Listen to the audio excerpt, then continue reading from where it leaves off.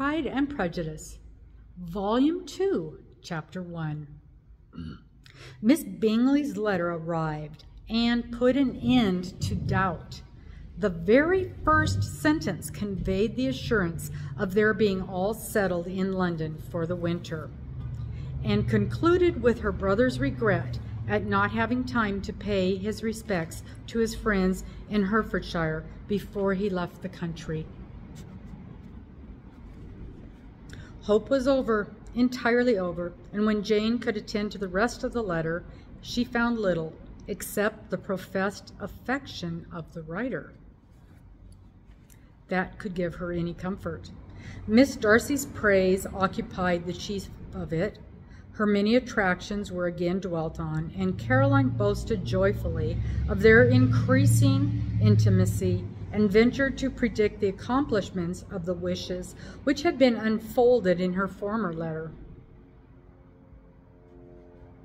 She wrote also with great pleasure of her brother's being an inmate of Mr. Darcy's house, and mentioned with raptures some plans of the latter with regard to new furniture. Elizabeth, to whom Jane very soon communicated the chief of all this, heard it in silent indignation. Her heart was divided between concern for her sister and resentment against all the others. To Caroline's assertion of her brother's being partial to Miss Darcy, she paid no credit.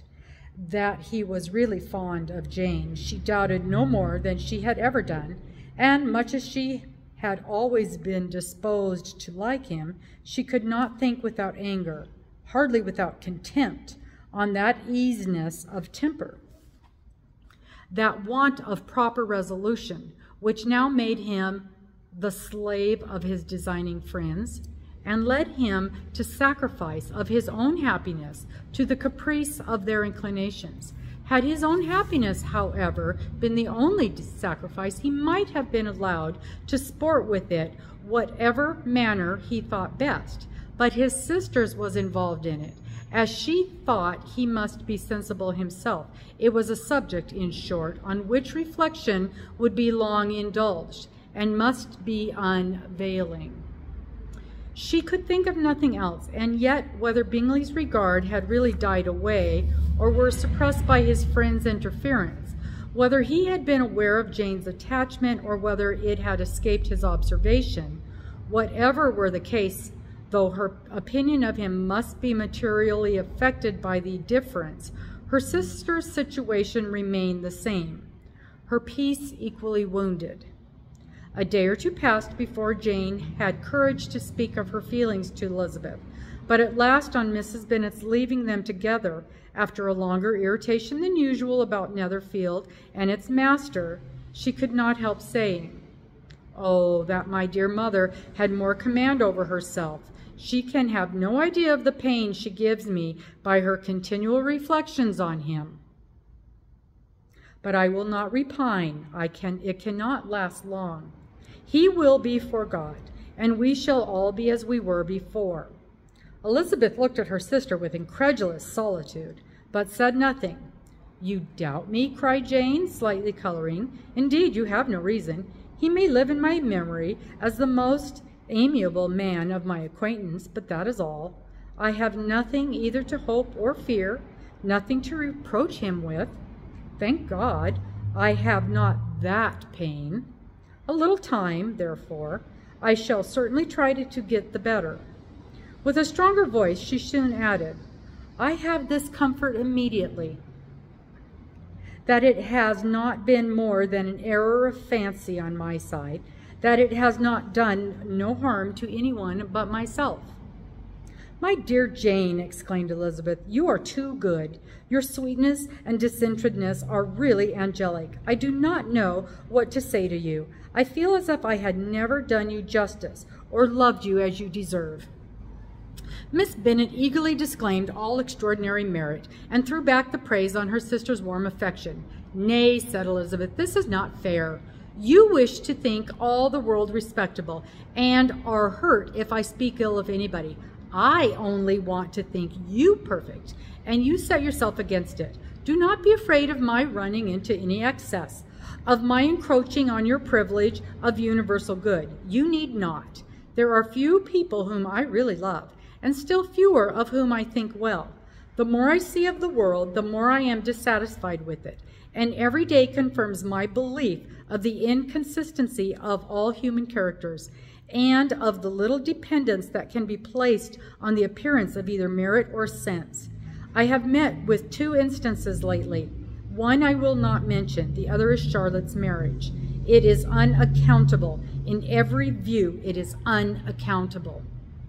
My dear Lizzy, do not give way to such feelings as these. They will ruin your happiness. You do not make allowance enough for the difference of situation and temper. Consider Mr. Collins' respectability and Charlotte's prudent, steady character. Remember that she is one of a large family, that as to fortune, it is a most eligible match, and be ready to believe, for everybody's sake, that she may feel something like regard and esteem for our cousin. To oblige you, I would try to believe almost anything, but no one else could be benefited by such a belief as this. For were I persuaded that Charlotte had any regard for him, I should only think worse of her understanding than I do of her heart. My dear Jane, Mr. Collins is a conceited, pompous, narrow-minded, silly man. You know he is, as well as I do, and you must feel, as well as I do, that the woman who marries him cannot have a proper way of thinking. You shall not defend her, though it is Charlotte Lucas. You shall not, for the sake of one individual, change the meaning of principle and integrity, nor endeavor to persuade yourself or me that selfishness is prudence, and insensibility of danger security for happiness. I must think your language too strong in speaking of both, replied Jane, and I hope you will be convinced of this by seeing them happy together. But enough of this. You alluded to something else. You mentioned 2 instances. I cannot misunderstand you, but I entreat you, dear Lizzy, not to pain me by thinking that person to blame, and saying your opinion of him is sunk.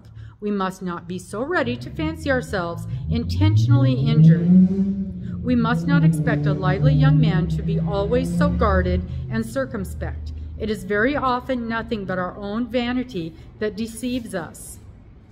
Women fancy admiration means more than it does, and men take care that they should. If it is designedly done, they cannot be justified.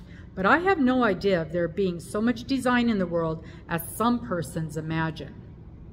I am far from attributing any part of Mr. Bingley's conduct to design, said Elizabeth, but without scheming to do wrong or to make others unhappy, there may be error, and if there may be misery. Thoughtlessness, want of attention to other people's feelings, and want of resolution will do the business. And do you impute it to either of those? Yes, to the last. But if I go on, I shall displease you by saying what I think of persons you esteem. Stop me while you can. You persist then in supposing his sisters influence him. Yes, in conjunction with his friend.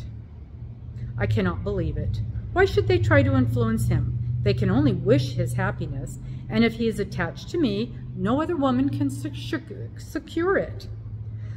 Your first position is false. They may wish many things beside his happiness. They may wish his increase of wealth and consequence. They may wish him to marry a girl who has all the importance of money, great connections, and pride. Beyond doubt, they do wish him to choose Miss Darcy, replied Jane, but this may be from better feelings than you are supposing. They have known her much longer than they have known me. No wonder if they love her better. But whatever may be their own wishes, it is very unlikely that they should have opposed their brothers.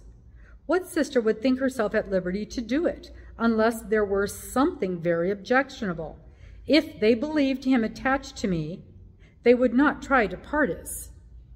If he were so, they could not succeed.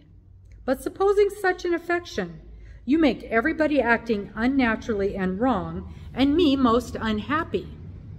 Do not distress me by the idea. I am not ashamed of having been mistaken, or at least it is slight. It is nothing in comparison of what I should feel in thinking ill of him or his sisters. Let me take it in the best light, in the light in which it may be understood.